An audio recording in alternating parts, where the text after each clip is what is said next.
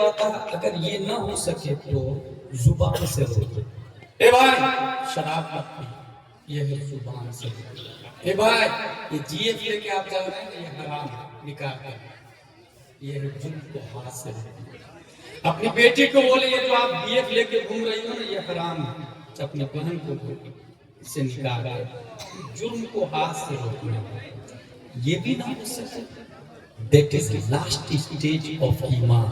اور دل سے برا جاننا ذالک اضعف الایمان.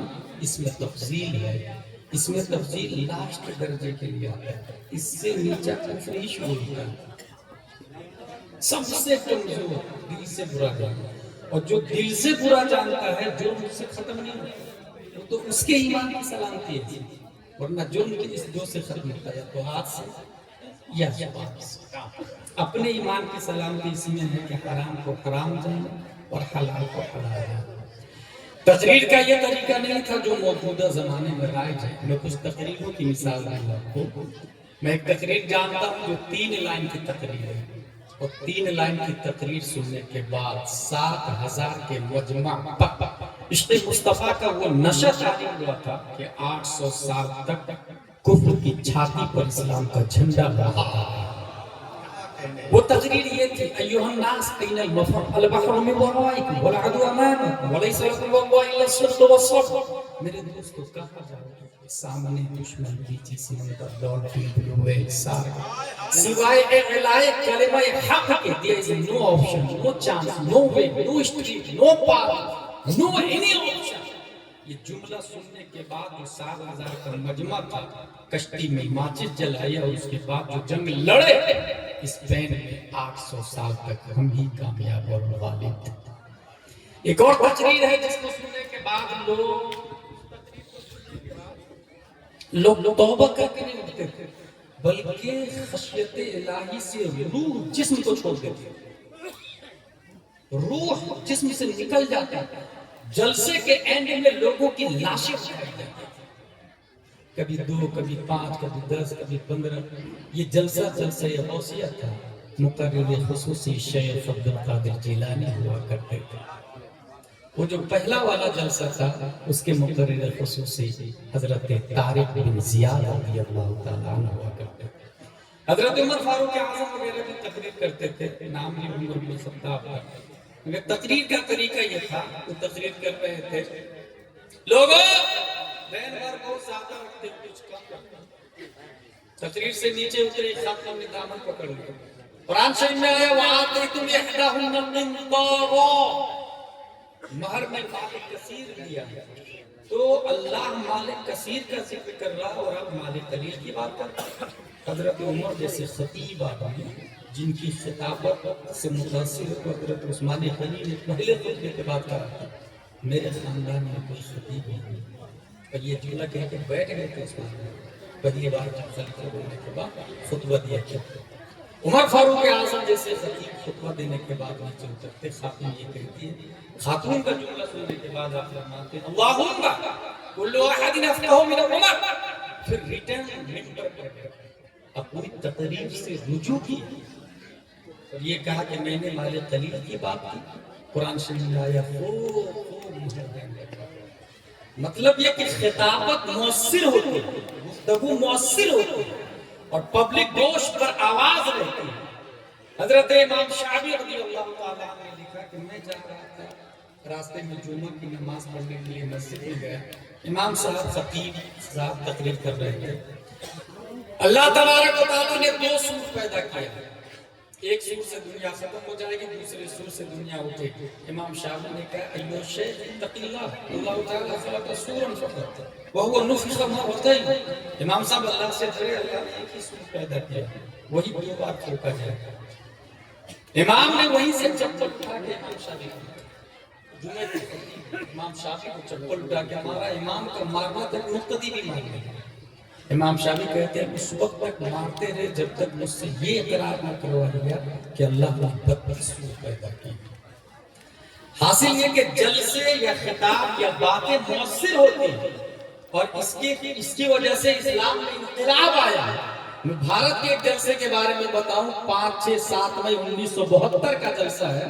اس میں حضور سید العلماء ہے، حضور احسن العلماء ہے، حضور علامہ مشتاق احمد نظامی ہے، علامہ سراج الہدیٰ غیابی ہے، حضور بے قلب صاحی ہے، حضور حافظ ملت ہے، مفتی اعظم ہند بھی ہے، مجاہد ملت بھی ہے، ریڑھ کی ہڈی کی حیثیت سے علامہ ارشد القادری بھی ہے۔ اس جلسے سے قوم کو جو فائدہ اور بینیفٹ ہوا، اس بینیفٹ کو آج بھی دنیا جامعۃ الاشرفیہ مبارک پور کے نام سے یاد کرتے ہیں۔ تو جلسے حضور علامہ ارشد علیہ وسلم فرماتے ہیں وہ جلسہ جس سے کوئی تنظیم یا تحریک یا مسجد یا مدرسہ نہ بنے، وہ جلسہ عورت کی طرف بانجھ ہے جو ناغلط ہے۔ جس طرح عورت کا بچہ نہیں ہوتا وہ اپنے آپ میں مایوس ہوتی، ایسی عورت کی طرف وہ جلسہ ہے۔ اس کا مطلب جلسہ اپنے آپ میں اسلام کا بہت ہی بڑا سرمایہ ہے۔ اگر آپ سننے کی نیت اور سیکھنے کی نیت سے ہیں تو one sentence can change your life، ایک ہی بات آپ کی زندگی بدلنے کے لیے کافی ہے۔ حضور صلی اللہ علیہ وسلم نے فرمایا جرم کو ہاتھ سے ہو، یہ نہ ہو سکے تو زبان سے، یہ بھی نہ ہو سکے that is last stage of ایمان، دل سے برا جانا۔ سن ہجری 7 میں حضور صلی اللہ علیہ وسلم چونکہ عملی لیڈر تھے، صرف بولتے نہیں تھے، وہ کرتے تھے۔ سن ہجری 7 میں جرم کو روکنے کے لیے 7 بادشاہ کو لکھا، جس میں سے بادشاہ کون کون تھا ہم نے لکھ کر کے لایا۔ یہ بادشاہ تھا حبشہ کا بادشاہ نجاشی، مصر کا مقوقس، فارس کا شاہ فارس جس کو کسرا بھی کہا جاتا، روم کا قیصر، منذر بن ساوی صاحب یمامہ اور حاکم دمشق۔ 7 بادشاہ کو آپ نے خط لکھا۔ خط میں کا حاصل یہی تھا، لوگوں اللہ کا رسول ہوں میں، آپ ایمان لائیں، آپ ایمان لائیں گے تو پبلک بھی ایمان لائے گی، اور پبلک کے ایمان لانے کا ثواب بھی آپ کو ملے گا۔ 1400 سال پہلے جو خط تھا وہ ہو بہو آج بھی محفوظ ہے، کتابوں کے اندر وہ خط لکھا ہوا ہے۔ حضور صلی اللہ علیہ وسلم نے جو خط لکھا ہے وہ خط یہ ہے، بسم اللہ الرحمن الرحیم، من محمد رسول اللہ الی کسرا عظیم فارس، اللہ کے نام سے شروع جو نہایت مہربان رحم والا، سلام علی من اتبع الهدى وآمن بالله ورسوله وشهد أن لا إله إلا الله وحده لا شريك له وأن محمدا عبده ورسوله أدعوك بداعية الله فإني أنا رسول الله إلى الناس كافة لأنذر من كان حيا ويحق القول على الكافرين أسلم تسلم فَإِنْ أَبَيْتَ فَعَلَيْكَ إِثْمُ الْمَجُوسِ۔ یہ حضور صلی اللہ علیہ وسلم نے جو بادشاہوں کو خط لکھا، اس خط کا حاصل یہ ہے۔ اس سلسلے میں 2 آدمی کا ذکر کروں گا، ایک ہے کسرا کا بادشاہ، ایک ہے فارس کا بادشاہ، ایران کا بادشاہ کسرا، ایک ہے روم کا بادشاہ قیصر۔ قیصر نے جب حضور صلی اللہ علیہ وسلم کے خط کو دیکھا، ہونٹوں سے لگا، آنکھوں سے لگا، سمجھ گیا، اور سونے کی ڈبیا میں سب سے اونچی جگہ محفوظ کر دی، کیونکہ حضور صلی اللہ علیہ وسلم کا خط تھا۔ حضور صلی اللہ علیہ وسلم نے فرمایا میرے خط کا ادب کیا اس نے اپنے ملک کو بچا دیا، قد حفظ ملکہ، اس نے اپنے ملک کو بچا دیا۔ دوسرا سپر پاور نبی صلی اللہ علیہ وسلم کے زمانے میں ایران ہے۔ ایران کے بادشاہ کسرا کے پاس جب خط پہنچا تو جلال میں آیا، اور حضور صلی اللہ علیہ وسلم کا خط لے کے ٹکڑے ٹکڑے کر کے ہوا میں پھینک۔ حضور صلی اللہ علیہ وسلم کو خبر پہنچی، آپ نے فرمایا مزق کتابی مزق اللہ ملکہ، اس نے میرے خط کو پھاڑا، اللہ اس کے ملک کو پھاڑا۔ حضور صلی اللہ علیہ وسلم کی دعا یا بد دعا وہ قبول ہوتی ہے، اور یہ بات کافروں کو بھی پتا تھا، ایمان والوں کو تو پتا نہیں، کافروں کو بھی پتا تھا۔ چند دنوں کے بعد میں بیٹے کے ہاتھوں خود ایران کا بادشاہ مارا گیا۔ یہاں یہ سمجھ میں آیا کہ جو نبی کے خط کا ادب کرتا ہے اگر کافر بھی ہے تو اپنی سلطنت کو بچا لیتا ہے، اور جو نبی کے خط کی توہین کرتا ہے اگر وہ مومن بھی ہو تباہ ہو۔ اس کا مطلب یہ ہوا جو اعلیٰ حضرت نے فرمایا ثابت ہوا کہ جملہ فرائض فروع ہیں، اصل الاصول بندگی استاج ور، ثابت ہوا کہ جملہ فرائض فروع ہیں، اصل الاصول بندگی استاج ور۔ حضور صلی اللہ علیہ وسلم نے اعلان کیا، اعلان کہ خبر پوری دنیا میں دھیرے دھیرے دھیرے پھیلنے لگی۔ روم کے پاس میں، روم کے قیصر کے پاس میں ابو سفیان کا ایک قافلہ تھا۔ ابو سفیان کا مطالبہ کیا، پتہ چلا کہ یہ مکہ شریف سے قافلہ آیا ہوا، کہا ہم نے سنا ہے کہ ایک شخص نبوت کا اعلان کر رہا ہے، کہا ہاں، تم میں جو سب سے زیادہ نسب میں ان کے قریب ہے وہ میرے پاس آ جائے، میں ان کے بارے میں کچھ پوچھوں گا، اور باقی جو لوگ ہیں وہ ان کے پیچھے ہو جائے۔ بقیہ لوگوں سے یہ کہہ دیا اگر یہ سچ بولے تو تم تائید کرتا، اگر یہ جھوٹ بولے تو تم بتانا مجھے یہ جھوٹ بول رہے ہیں۔ ایک نبی کے بارے میں ملے بغیر ایک کافر انکوائری کر رہا ہے کہ کیا واقعی میں وہ نبی ہے، اور انکوائری کے جو طریقے ہیں اس طریقے کو دیکھیں کہ انسان سچا کیسے ہے اور جھوٹا کیسے ہے۔ 1400 سال پہلے ڈیٹیکٹر مشین کا نام و نشان نہیں تھا، الٹرا ساؤنڈ نہیں تھا، چیٹ جی پی ٹی نہیں تھی، گوگل نہیں تھا، دنیا کی کوئی ٹیکنالوجی نہیں تھی سچ کو پہچاننے کا طریقہ۔ قیصر روم نے کہا کہ میں تم سے سوال کرتا ہوں، سوال کا جواب تم دے۔ اب سوال سنو، یہ بخاری شریف کے اندر سوال آیا، یہ ہے بخاری شریف، اور بخاری شریف کے اندر یہ حدیث حضرت عبداللہ بن عباس رضی اللہ تعالیٰ عنہ سے مروی ہے۔ حضرت عبداللہ بن عباس رضی اللہ تعالیٰ عنہ سے یہ بخاری شریف، اس بخاری شریف میں 11 سوال ہیں جس میں روم کے بادشاہ نے ابو سفیان سے پوچھا۔ ابو سفیان ابھی ایمان نہیں لایا اور نہ ہی روم کا بادشاہ لایا۔ ان ابا سفیان بن حرب اخبره ان هرقل ارسل اليه في ركب من قريش كانوا تجارا بالشام في المدة التي كان رسول الله صلى الله عليه وسلم مات فيها ابو سفیان وكفار قریش۔ اس زمانے میں ایمان تو نہیں لائے تھے مگر معاہدہ میں تھے۔ پہلا سوال دیکھیں، کیف نسبہ فیکم، تم لوگوں میں ان کا نسب کیسا ہے، یعنی ان کا نسب کرپٹیٹ تو نہیں ہے۔ ابو سفیان کا جواب ہے ہوا فینا ذو نسب، ان کا نسب بہت افضل والا۔ حضور صلی اللہ علیہ وسلم کے نسب کے بارے میں اتنا یاد رکھیے گا، حضرت عبداللہ سے لے کر حضرت آدم تک ایک بھی باپ بغیر نکاح کے نہیں، اور نہ ہی ایک ماں بغیر نکاح کے۔ پاک پیٹ سے، پاک پیٹ سے حضور صلی اللہ تعالی علیہ وسلم کا نور صدرن بعد صدرن، صلبن بعد صلبن، رجلن بعد رجلن، امراتن بعد امراتن، منتقل ہوتے ہوتے حضرت عبداللہ اور حضرت آمنہ رضی اللہ عنہما تک پہنچا۔ ایک بھی، اس کا مطلب یہ ہوا کہ آج بھی اگر کوئی انسان یہ چاہتا ہے کہ وہ اوریجنل غلام نبی بنے تو اس کے باپ کا، ماں کا نکاح کے ذریعے اس کا پیدا ہونا ضروری ہے۔ اگر ماں باپ میں سے ایک بھی لیونگ ریلیشن میں بغیر نکاح کے تو اس کے گھر میں کوئی غلام محمد نہیں پیدا ہو سکتا۔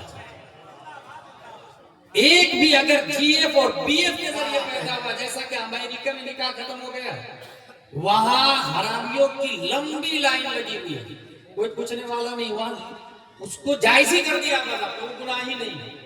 اللہ کا شکر ہے کہ ابھی علماء زندہ ہے اور ہمارا نکاح زندہ ہے، نکاح ہوتا ہے۔ ایک بھی بغیر نکاح والا ہو تو اس کے گھر میں کوئی اللہ کا ولی نہیں ہو سکتا۔ وہ فینا ذو نسب، جبریل علیہ السلام کا کہنا روئے زمین پر قریش سے افضل کوئی نہیں، اور قریشوں میں بنی ہاشم سے افضل کوئی نہیں، اور بنی ہاشم میں عبداللہ سے بہتر کسی کو نہیں پایا ہے۔ اور عبداللہ کے پیٹ سے پیارے مصطفیٰ صلی اللہ تعالی علیہ وسلم جلوگر ہوئے۔ اعلیٰ حضرت نے جبریل علیہ السلام کی اس فکر کے بارے میں کہا، یہی بول سدر والے چمنے جہاں کے تالے، سبھی میں نے چھان ڈالے، تیرے پائے کہاں پایا، لم یات نظیر کفی ندوی، مثلے تو نشد پیدا جانا، जगराज के काज तोरे सरसो है तुझको शहीद दूसरा जाना। दूसरा सवाल, फहल क़ाल हाज़ल क़ौल फ़ीकुम अहद क़त्त क़ब्ला, तुम में से कोई इसका दावा पहले भी किया है कि मैं नबी हूं? हुजूर सल्लल्लाहु अलैहि वसल्लम का क्या दावा है? ला इलाहा इल्लल्लाह इन्नी रसूलुल्लाह, अल्लाह के सिवा कोई माबूद नहीं, मैं अल्लाह का सच्चा रसूल हूं। बादशाह, काफिर बादशाह पूछ रहा है क्या ये दावा किसी और ने भी किया है? अबू सुफियान ने कहा ना, अबू सुफियान भी ईमान वाले नहीं है। देखिए इसका मतलब गवाही काफिर के बारे में भी या मोमिन के बारे में भी, गवाही किसी के बारे में भी सच लेना चाहिए। यह आज का जमाना नहीं, 1400 साल पहले की बात बता रहा हूं। तो गवाह परचेज किए जाते, लॉयर परचेज किए जाते, जज भी परचेज किए जाते, सब पेएबल हो चुके हैं, मगर एक आम आदमी गवाही दे रहा है, ईमान नहीं ला ना, इससे पहले किसी ने दावा नहीं किया। तीसरा सवाल, फहल कान मिन आबाइही मिन मलक, उनके खानदान में कोई बादशाह गुजरा है? तीसरा सवाल कैसे ने किया अबू सुफियान से। अबू सुफियान का जवाब है ला, कोई बादशाह भी नहीं गुजरा। ये सवाल क्यों किया? क्योंकि बादशाह के बेटे के अंदर एटीट्यूड होता, अगर पब्लिक उतार भी दे तभी वो खून खत्म नहीं होता, वो शान शौकत, वो डिग्निटी खत्म नहीं होती। तो हो सकता है बादशाह का बेटा हो और बादशाह छिन गई हो, इसलिए दावा कर रहा हूं, नई चाल चल रहा हूं। इसलिए तीसरा सवाल, उसके खानदान में कोई बादशाह तो नहीं? कहा कोई बादशाह नहीं। चौथा सवाल, फाशराफुन नास तबऊ अम दुअफाहु, गरीब लोग ईमान ला रहे हैं या अमीर लोग? चौथा सवाल, हुजूर सल्लल्लाहु अलैहि वसल्लम को मानने वाले गरीब लोग हैं या अमीर लोग? अबू सुफियान का जवाब दुअफाहु, गरीब लोग ईमान ला रहे हैं। इसका मतलब ये हुआ काकी बाजार में जो अमीर है वही ईमान वाला भी है, इसकी कोई दलील नहीं है। क्योंकि तारीख ये बता रही है कि दौलत की बुनियाद पर बहुत सारे लोग ईमान से हाथ धो बैठे हैं। क्या हराम क्या हलाल, any how condition, I want to money, I get money, जिसकी बुनियाद पर उसका ईमान कब का जा चुका है। 1400 साल पहले भी नबी को मानने वाले ज्यादा गरीब लोग थे, और आज भी ईमान की मजबूती अमीरों की बजाय गरीबों में ज्यादा। इसलिए प्यारे मुस्तफा ने फरमाया अल इस्लाम बदा मिनल गुरबा व सयऊद कमा बदा, इस्लाम फैला है गरीबों से और अनकरीब सिमटकर गरीबों में आ जाएगा। इसका मतलब ये हुआ जो करोड़पति है, जो अरबपति है, जो मिलियनेर बिलियनेर है, वही सबसे अफजल और आला ईमान वाला, और इसकी कोई दलील नहीं है।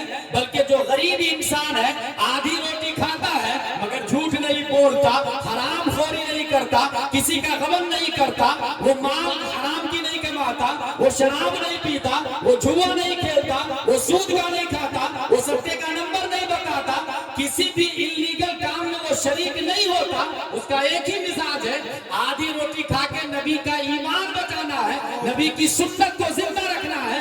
ऐसे इंसान के लिए 1400 साल पहले साहिब गुंबद खजरा ने मुस्दा दिया था कि एक गरीब अमीर से 500 साल पहले जन्नत में जा। नारे तकबीर, नारे रिसालत, खलीफे ताजुल शरिया। गरीब लोग ईमान ला रहे हैं या अमीर लोग? चौथा सवाल था। जवाब अबू सुफियान का, गरीब लोग ईमान ला रहे हैं, दुअफाहुम। पांचवा सवाल, यजीदून अम यनकुसून, तादाद ईमान वालों की बढ़ रही है या घट रही है? अबू सुफियान का जवाब यजीदून, धीरे धीरे बढ़ रही है। और कुरान शरीफ में आया हुवल्लज़ी अरसला रसूलहु बिल हुदा व दीनिल हक़ लियुज़हिरहु अला दीन कुल्ली, ये दीन इतना बढ़ेगा कि तमाम दीनों पर गालिब आ जाएगा। इसलिए चर्च का पादरी और मंदिर का पंडित भी इस बात को जानता है कि अगर दुनिया में सबसे ऑथेंटिक और सबसे मजबूत कोई सिस्टम है तो उस सिस्टम का नाम इस्लाम और कुरान मुकद्दस है। अगर कोई बेहतरीन लीडर है तो उस लीडर का नाम द ग्रेट मोहम्मद रसूलुल्लाह सल्लल्लाहु अलैहि वसल्लम। धीरे धीरे बढ़ रहे हैं। छठवां सवाल, फहल यरतद्दु अहद मिनहुम सख्ततन लिदीनिही बाद अन यदखल फी, ईमान में दाखिल होने के बाद, ये सब बुखारी के अल्फाज याद रखिए, ایمان میں داخل ہونے کے بعد کوئی ریٹرن بھی ہوتا ہے، دوبارہ دین سے پھرتا بھی ہے؟ ابو سفیان کا جواب لا، گویا ابو سفیان کا تیور کہہ رہا تھا پھرنا تو بڑی بات ہے، امیہ بن خلف اگر بری طریقے سے مارے بھی تو بلال بن کے جوتی کے نیچے تپتی ہوئی ریت پر بھی دین سے پھرنا تو بڑی بات ہے۔ احد احد کا نعرہ نہیں چھوٹا، اللہ ایک ہے، اللہ ایک ہے۔ گویا بلال کا تیور بول رہا ہے کہ جان دے سکتا ہوں مگر دین سے پھر نہیں سکتا ہوں، مصطفیٰ کا یہ دیا ہوا نظام نہیں دے سکتا ہوں۔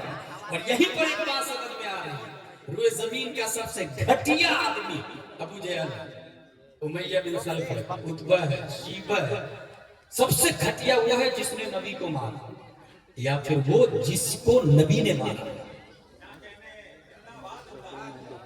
امیہ بن خلف گھٹیا لوگوں میں ہے، گھٹیا لوگوں میں، اس کے گھٹیا جوتی کے نیچے، گھٹیا مکان کا گھٹیا مالک کی جوتی کے نیچے، یعنی تذلیل مکانی حضرت بلال کے ساتھ میں ہو، تذلیل مکانی۔ پیارے مصطفیٰ صلی اللہ علیہ وسلم نے اسی مکے میں، مدینہ شریف میں نہ، اسی مکے میں افضل گھر خانہ کعبہ ہے، اور افضل گھر کے مالک ہمارے نبی صلی اللہ علیہ وسلم ہے۔ سب سے گھٹیا آدمی دیکھیے گا ابو جہل اینڈ کمپنی، اور اس کی جوتی کے نیچے بلال ہے۔